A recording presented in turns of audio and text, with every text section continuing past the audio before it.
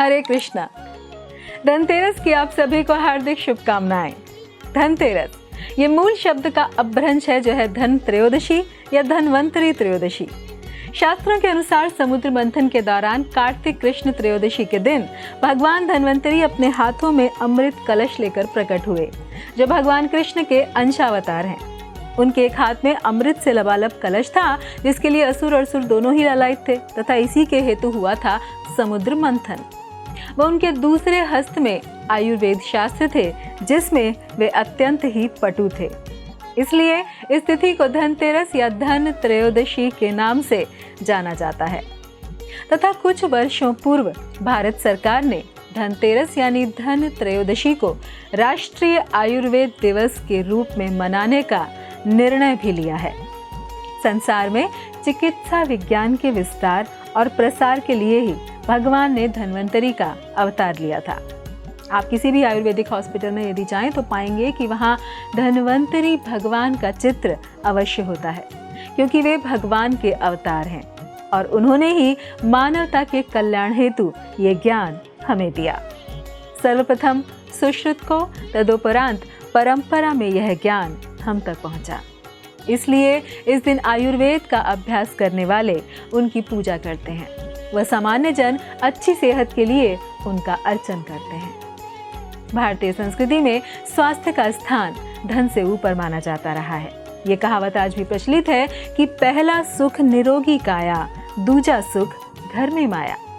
इसलिए दीपावली में सबसे पहले धनतेरस को महत्व दिया जाता है, जो भारतीय संस्कृति के हिसाब से बिल्कुल ही अनुकूल है। वह धन त्रयोदशी के दिन ही कहा जाता है कि इसी दिन समुद्र मंथन से लक्ष्मी जी प्रकट हुई थी। तब तुरंत वे भगवान श्री विष्णु के पास गईं व उनसे लक्ष्मी माता का विवाह हुआ।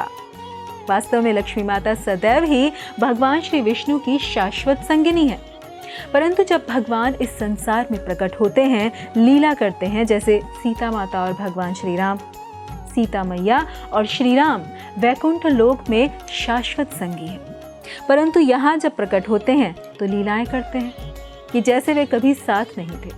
ऐसी घटना हुई, ऐसा प्रसंग हुआ, स्वयंवर हुआ, तब उनका विवाह हुआ। परंतु हमें समझना चाहिए कि ये सब लीला है। ऐसे ही लक्ष्मी माता और विष्णु भगवान सदैव ही साथ हैं। तो क्योंकि इस दिन लक्ष्मी माता प्रकट हुई और उन्होंने भगवान विष्णु का वरण किया, इसलिए इस दिन लक्ष्मी माता की भी पूजा की जाती है। और क्योंकि लक्ष्मी जी का दिन है, इसलिए इस दिन लोग सोने चांदी की खरीदारी करते हैं।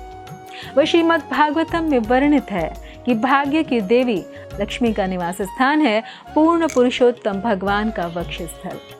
वह वहाँ निवास करते हुए लक्ष्मी जी अपनी अनुकूल व कृपा पूर्ण चितवन से तीनों लोकों, उनके निवासियों, अधिपतियों और देवताओं के ऐश्वर्य को बढ़ाती हैं। दूसरे शब्दों में यदि समझे तो चूंकि लक्ष्मी जी भगवान के वक्ष स्थल पर निवास करती हैं, अतएव जो भी व्यक्ति, जो भी भक्त नारायण भगवान श्री विष्णु श्री कृष्ण की पूजा करता है, वे उसे देखती रहती हैं व उसे सुख, धन, संपत्ति व सर्व ऐश्वर्य का सहज वरदान देने को उद्यत रहती हैं। और उनमें भी जो भगवान की सेवा आराधना नहीं करते, केवल अपने लाभ के लिए लक्ष्मी जी को चाहते हैं, उनका ऐश्वर्य डगमगा जाता है, जबकि भक्तों का ऐश्वर्य उतना ही स्थायी होता है जितना कि स्वयं नारायण का है। तथा इसी दिन की एक कथा कुछ ऐसी है कि हेम नाम के एक राजा थे, जिनका एक पुत्र था, जिसकी कुंडली में यह दोष था कि विवाह के बाद चौथे दिन सांप के काटने से उसकी मृत्यु हो जाएगी। विवाह के बाद जब राजकुमार की पत्नी को यह मालूम हुआ तो वो सोचने लगी कि मैं क्या करूं। तब उसने कुछ तैयारी की। उसके पास बहुत सारा सोना, चांदी, धन संपत्ति था, तो उसने अपने भवन के चारों ओर सोने चांदी के ढेर लगा दिए और दियों से भी अपने घर को पूरी तरह जगमगा दिया। और तब अपने पति को मधुर भजन, कीर्तन व मनोरम कहानियां सुनाते हुए उसे जागृत रखने का प्रयत्न करती रही। इस तरह रात बीत गई। जब यमराज आए तो दियों, सोने चांदी की चकाचौंध में कुछ देख न सके और आगे नहीं बढ़ पाए, और वहीं राजकुमारी के भजन सुनते हुए पूरी रात बीत गई। इस तरह उसके पति की मृत्यु का समय टल गया और उस राजकुमारी ने अपने पति के जीवन की रक्षा की। इसी कारण कुछ लोग घर में यमराज के लिए इस दिन दीप दान करते हैं कि यम घर में न आए। इस तरह दीपदान दिवाली से पूर्व ही प्रारंभ हो जाता है और कार्तिक में तो पूरा ही महीना दीपदान करने की परंपरा है। इस प्रकार शुभता को बनाए रखने व अमंगल और अशुभ को दूर करने के लिए दीपदान किया जाता है। परंतु यह भी स्मरण रखने योग्य है कि यमराज 12 महाजनों यानी भगवान के महान भक्तों में से एक है। अतः जो भगवान श्री कृष्ण की पूजा अर्चना करता है उसे अलग से यमराज की पूजा करने की आवश्यकता नहीं। और हमें यह समझना चाहिए कि मृत्यु तो अटल सत्य है, आज नहीं तो कल तो आनी ही है। वह जो भगवान श्री कृष्ण की दिव्य सेवा में संलग्न रहता है उनके लिए सदैव ही सर्वत्र ही मंगल है, शुभता है व कल्याण है। क्योंकि कृष्ण भावनामृत समूची सृष्टि में सर्वाधिक दिव्य व कल्याणकारी वस्तु है, जिसका अभ्यास करने पर व्यक्ति इस जीवन में ही मुक्त आत्मा बन सकता है। अतः धनतेरस के तीनों महत्वपूर्ण पक्ष, चाहे वो धन्वंतरी का हो, लक्ष्मी माता का हो या फिर यम दीपदान का, तीनों ही भगवान से जुड़े हैं। जिससे हम समझ सकते हैं कि यदि हम भगवान श्री कृष्ण की सेवा में संलग्न रहते हैं, उनके शरणागत होते हैं, तो सभी सद्गुण स्वयमेव हमारे जीवन में प्रवेश करते हैं।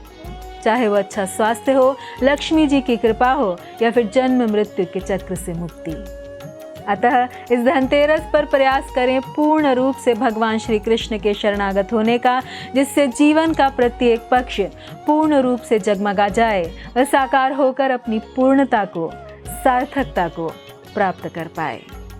पुनः एक बार आप सभी को धनतेरस की बहुत बहुत शुभकामनाएं। धन्यवाद। हरे कृष्णा।